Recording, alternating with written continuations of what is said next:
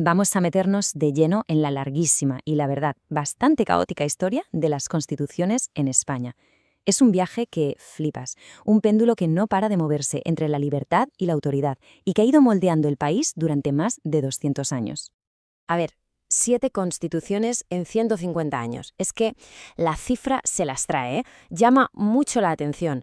¿Qué hay detrás de esta inestabilidad tan bestia? Pues esa es justo la pregunta que vamos a intentar responder. Para entender bien la movida de España, primero tenemos que viajar un poco hacia atrás, al siglo XVIII, porque en aquella época la simple idea de tener una constitución era algo totalmente revolucionario, iba a ponerlo todo patas arriba. Es que el constitucionalismo moderno fue una ruptura total con lo que había antes. O sea, ya no se trataba solo de ponerle unos cuantos límites al poder de los reyes. No. La idea era reconstruir el Estado sobre 2 pilares completamente nuevos, la división de poderes y sobre todo la libertad de cada persona. La que prendió la mecha fue la Revolución Americana. Ojo a estas palabras, derechos inalienables. Esto en su momento fue una auténtica bomba. Por primera vez se decía con todas las letras que la libertad no es un favor que te hace el rey, sino un derecho que tienes solo por existir. Y poco después, la Revolución Francesa lo dejó grabado a fuego. Y esta idea es la clave de todo, ¿eh? Una constitución no es un simple papel. Si no te garantiza derechos, si no separa los poderes, pues mira, simplemente no es una constitución. Así de claro. Y bueno, mientras todas estas ideas revolucionarias daban la vuelta al mundo, España estaba metida en un caos tremendo, luchando por sobrevivir. Y fue justo ahí, en mitad de la crisis, donde nació su primer gran experimento liberal.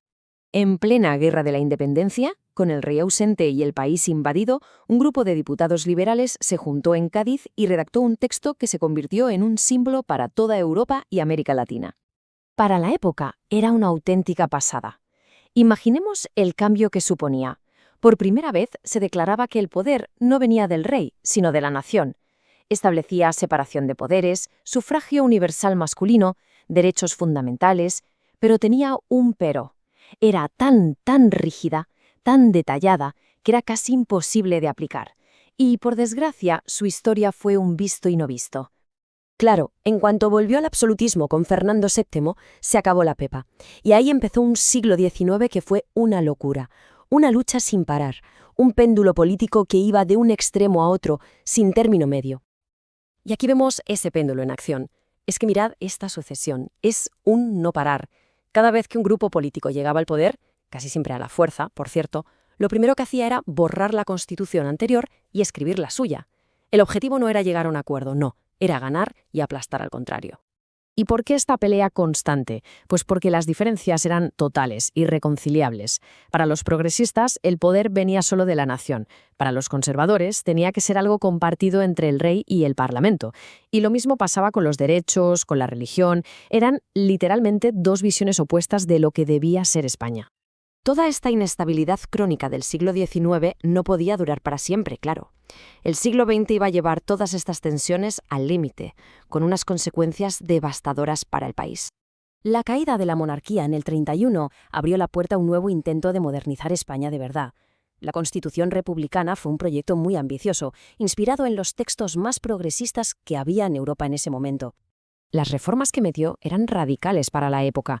El voto femenino, algo impensable para muchos, el divorcio, la separación total entre Iglesia y Estado, incluso un nuevo modelo territorial, el Estado integral que abría la puerta a las autonomías. ¿Cuál fue el problema? Que esta modernización, tan rápida y tan profunda, generó una fractura social enorme que acabó como acabó, en la Guerra Civil. La victoria del bando nacional en la guerra supuso el fin del constitucionalismo liberal en España. Durante casi 40 años, el país no tuvo una constitución en el sentido moderno de la palabra. En su lugar, a lo largo de casi 40 años, el régimen franquista fue sacando estas leyes fundamentales. Pero ojo, que el nombre no engañe. Su objetivo era justo el contrario al de una constitución. No buscaban limitar el poder, sino organizarlo y concentrarlo todo en una sola persona, el jefe del Estado. Eran, la anticonstitución. Y así, de repente, llegamos a 1975. Tras la muerte de Franco, España se enfrentó al mayor reto de su historia moderna. ¿Sería posible construir una democracia sólida? ¿Se podría por fin parar ese maldito péndulo? Y aquí es donde todo cambió. A diferencia de las anteriores, la Constitución del 78 no fue la imposición de unos sobre otros, fue un pacto. Fue el resultado de sentar en la misma mesa ideologías opuestas para crear, por primera vez, un marco de convivencia para todos. Y ahora, un dato que lo resume todo. Si sumamos el tiempo que estuvieron en vigor todas las constituciones progresistas y democráticas de España entre 1812 y 1978, el total es de solo 23 años. Pensemos en eso un momento. 23 años en más de un siglo y medio. Nos da una idea de lo increíblemente frágil que ha sido la libertad aquí. Y con esto llegamos al final de nuestro recorrido. Y a la pregunta del millón. La Constitución del 78 nació para ser ese punto de encuentro, para acabar con la idea de las dos Españas.